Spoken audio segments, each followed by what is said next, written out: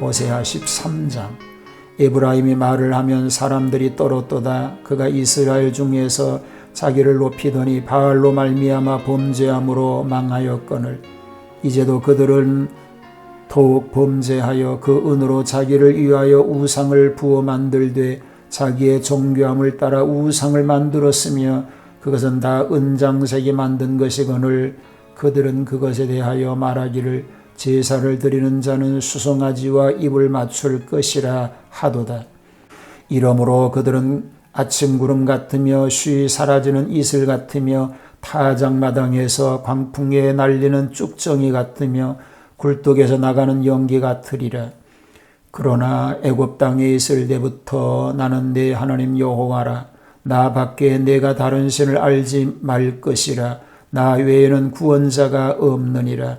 내가 광야 마른 땅에서 너를 알았거늘 그들이 먹여준 대로 배가 불렀고 배가 부르니 그들의 마음이 교만하여 이로 말미암아 나를 잊었느니라.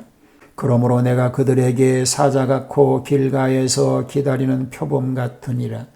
내가 새끼 잃은 곰같이 그들을 만나 그의 염통 거풀을 찢고 거기서 암사자같이 그들을 삼키리라. 들짐승이 그들을 찢으리라. 이스라엘아, 내가 패망하였나니 이는 너를 도와주는 나를 대적함이니라. 전에 내가 이르기를 내게 왕과 지도자들을 주소서 하였느니라. 내 모든 성읍에서 너를 구원할 자 곧 내 왕이 이제 어디 있으며 내 재판장들이 어디 있느냐. 내가 분노함으로 내게 왕을 주고 진노함으로 패하였노라. 에브라임의 불의가 봉함되었고 그 죄가 저장되었나니 해산하는 여인의 어려움이 그에게 임하리라. 그는 지혜 없는 자식이로다. 해산할 때가 되어도 그가 나오지 못하느니라. 내가 그들을 수월의 권세에서 속량하며 사망에서 구속하리니 사망아 내 재앙이 어디 있느냐. 수월아 내 멸망이 어디 있느냐. 뉘우침이 내 눈 앞에서 숨으리라. 그가 비록 형제 중에서 결실하나 동풍이 오리니 곧 광야에서 일어나는 여호와의 바람이라. 그의 근원이 마르며 그의 샘이 마르고 그 쌓아둔 바 모든 보배의 질그릇이 약탈되리로다.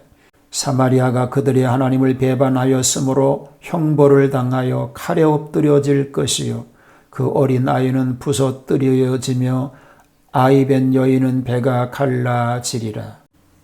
호세아 13장은 망언과 고만에 대한 얘기가 나옵니다. 에브라임은 실인적 요셉의 둘째 아들인데 맏아들 므낫세보다 낮으나 도리어 형보다 왕성한 것은 하나님의 은혜이요 그것은 야곱의 기도한 대로 된 것입니다. 우상 숭배로 인한 호망의 얘기가 1절로 3절에 소개가 됩니다. 이스라엘이 처벌되는 것은 하나님을 배반한 예문이니 우상을 섬기는 것은 이방인의 육의 힘을 신뢰하는 것이요 하나님께 배신하는 일이니 곧 배은망덕인 것입니다. 은으로 만든 우상은 다 장색이 만든 것이니 결국 우상을 숭배하는 일은 아침 구름 같고 쉽게 사라지는 이슬 같고 타작마당에서 광풍에 날리는 쭉정이와 같고 굴뚝에서 나가는 연기 같다고 하였습니다. 이는 얼마나 허무맹랑한 일인지 알 수 없을 지경인 것입니다. 교만에 대한 경고가 4절로 8절에 소개가 됩니다. 오직 여호와만이 구원자임을 알도록 저들은 권고를 받고 있습니다. 그 살기 어려운 여건 속에서 그의 능력으로 구원받으며 보호받은 경험에서 잘 깨달았을 것입니다. 마른 땅이라고 하는 것은 먹을 것과 마실 것이 없는 살기 힘든 땅을 말합니다. 교만은 하나님께서 먹여주심으로 배부르고 평탄한 축복을 받았을 때 만족과 부요의 결과로 오나니 누구든지 언제나 스스로 경계한 일입니다. 7절과 8절은 하나님을 잊어버리는 강팍한 이스라엘 백성을 벌할 일에 대하여 비유로 말씀하셨습니다. 그때에 이스라엘 백성은 너무 강팍하여 회개하지 않으며 그 심령이 진리에 대하여 마비가 되었고 외식하는 데 굳어졌습니다. 그런 자들은 보통 방법으로는 회개시키기가 어려운 것입니다. 그러므로 그런 자들에게는 하나님께서 사자, 표범, 곰처럼 무서운 존재로 나타나고 파괴 행위로 임하지 않으면 효과를 못 내게 됩니다. 하나님께서는 자비한 자에게는 주의 자비하심으로 나타내 보이시고 교만한 눈은 낮추시는 것입니다.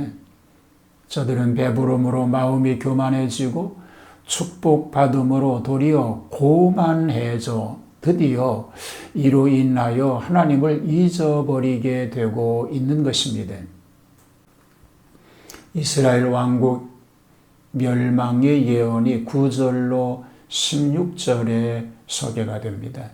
이스라엘 왕국이 멸망하는 원인은 배은망덕하는 가장 큰 죄입니다.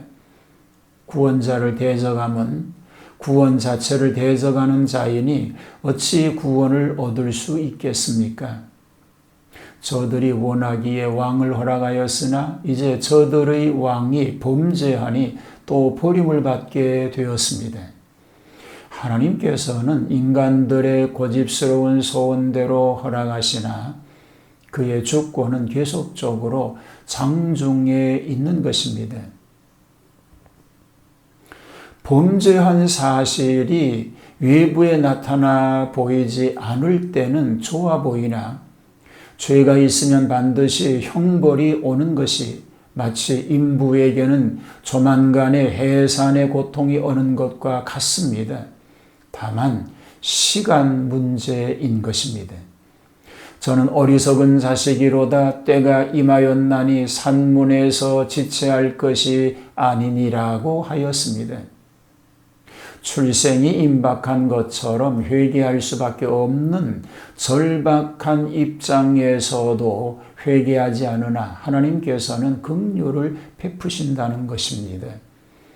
산부가 아무리 난간이라도 죽음에서 구원되듯 죄의 형벌로 화를 만나나 국민으로서 전멸되는 것이 아니요 장래에는 반드시 구속되는 것으로 장래의 구속과 회복의 예언을 삽입하여 회개를 촉구하고 있는 것입니다.